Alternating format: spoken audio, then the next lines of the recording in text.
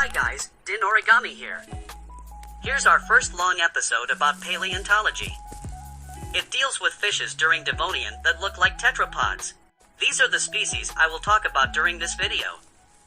Yustanataran, Pandoric, Tiktaalik, Elgin, Ventistega, Acanthastica, Ichthyostica, and Tolerpatina.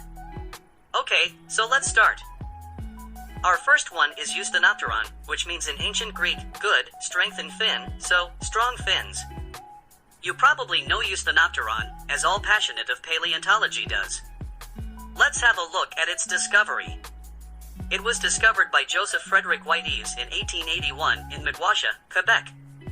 It was imagined, emerging onto the land, thanks to its powerful fins. But today, we know it's false.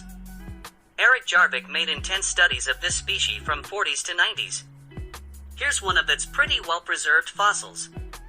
Yustanataran probably used to live in swamps or in deep water during 385 million years BCE.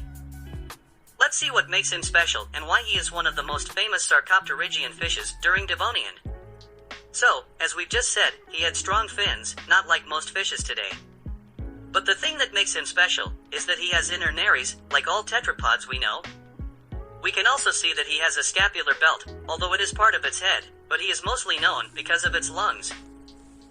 Next, Pandoric. It's named after a biologist called Pandor.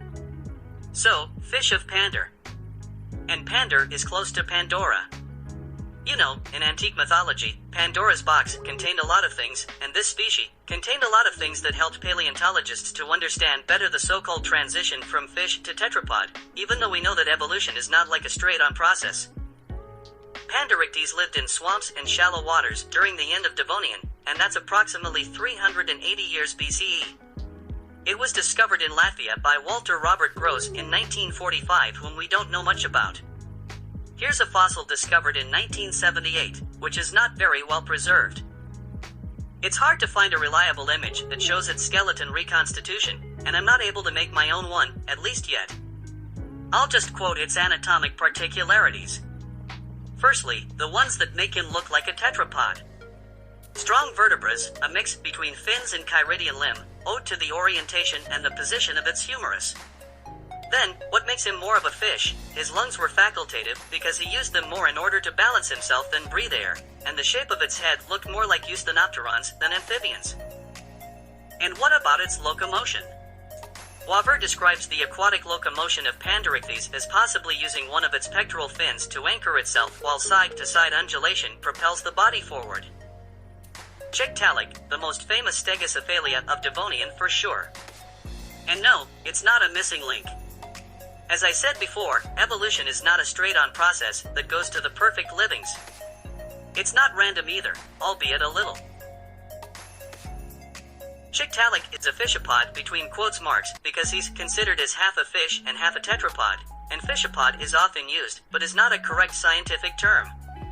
And no, it's not a big boat who crashed in an iceberg. Its name comes from the Inuktitut language of the Inuit people of eastern Canada, and it is a general term for a large freshwater fish that lives in shallow water. Indeed, its average length was about 2.5 meters. What about its anatomic particularities? It had diamond-shaped scale patterns, which are common to the Saropterigian class. It had no dorsal fin and has a lung-like organ. Speaking of which, paleontologists think that Tiktaalik hardly ever used its skills but made push-ups with its powerful front limbs to breathe air. But the thing which makes it easily recognizable is that his body is streamlined and his head is flat. It also has inner nares. To be a tetrapod, you obviously need limbs that allow you to walk, but you also need ears to listen to noises that travel through the air. And Tiktaalik was the first to show one of these bones, the stape, which looks like a stirrup. The incus and the malleus appeared with the amniotes, which include synapsids, eureptiles, and pareptals. Tiktaalik was the earliest known fish to have a neck, with the pectoral girdle separated from the skull. That enabled it to free its head of its body and make more movements. Let's switch to Elgin. Elgin because it was discovered in the town of Elgin, in Scotland. And Elgin means crawler. So, Elgin's crawler. He was first described in 1995 by Per Erik Ahlberg. We only found fragments, namely a shin, a shoulder, a femur, a part of the hips, and a part of the jaw. Ventistega. Venta comes from the river Venta in Latvia. And stega, which means roof and refers to its dermal skull roof. It was discovered in 1933 by Walter Goss again, but he was mistaken. He thought it was a normal Saropterigian fish. After, in 1944, he thought it was part of Pandoric, but finally, per Eric Alberg, Urbans Luksevics and Oleg Anatolievich Lebedev named him Ventistega and published their writings in 1994. During this time of the Devonian era, the water did not provide enough oxygen. That's why a lot of fishes died at the end of Devonian. So fishopods were favored because they could breathe air. Paleontologists have found trackway patterns that show that this species, and those we will see next, have both been subaerial and subaquatic, but Ventistega was mainly subaquatic. Right, so these trackway patterns suppose that they were pushing with their limbs and dragging their tails and their bellies on the ground. Acanthastica is another famous tetrapod of this era. Acanthastica comes from ancient Greek acantha, which means spine, and stegi, which means roof, so spiny roof. It was discovered in 1933 by Erik Jarvik, the one who studied Yustanataran, and Gunnar Save Soderberg in Greenland. A full fossil of this creature had been discovered later, in 1987, by Jessica Clark, and it was described in 1992. Something counterintuitive is that Acanthastica seemed to spend more time in water than its ancestor. It is often compared to our newt, because of its morphology, its lifestyle, and above all, its locomotion, even though they are not part of the same group. The particularity of its limbs are more adapted to swim than to walk or to support its weight on land. The thing that makes him special is that it has 8 fingers per hand and we don't know much about its feet. It has a short humerus, thus, its hands are almost glued to its body. He had a fish-like tail that enabled it to swim better. Ichthyostega was probably very close to Acanthastica, so much that paleontologists believed for a while that Acanthastica was a juvenile Ichthyostega. Ichthys means fish in ancient Greek, and stegi means roof, so fish's skull roof. Ichthyostega is one of the most famous tetrapod too, and is often considered as a tetrapod or an amphibian by the public at large. Even though it was quite developed compared to the other fishopods of its time, paleontologists agree to say that it is not entirely a tetrapod and not an amphibian at all. If we had to compare its lifestyle to actual animals, it would neither be a fish nor an amphibian but a pinniped, which includes walruses, seals, and sea lions.